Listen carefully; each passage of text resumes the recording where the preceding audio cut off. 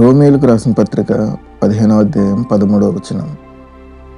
కాగా మీరు పరిశుద్ధాత్మ శక్తి పొంది విస్తారముగా నిరీక్షణ గలవారగుటకు నిరీక్షణకర్తయగు దేవుడు విశ్వాసము ద్వారా సమస్త ఆనందముతోనూ సమాధానముతోనూ మిమ్మును నింపునుగాక. Amen. Romans chapter 15 verse 13. May the God of hope fill you with all joy and peace as you trust in Him, so that you may overflow with hope by the power of the Holy Spirit. Amen.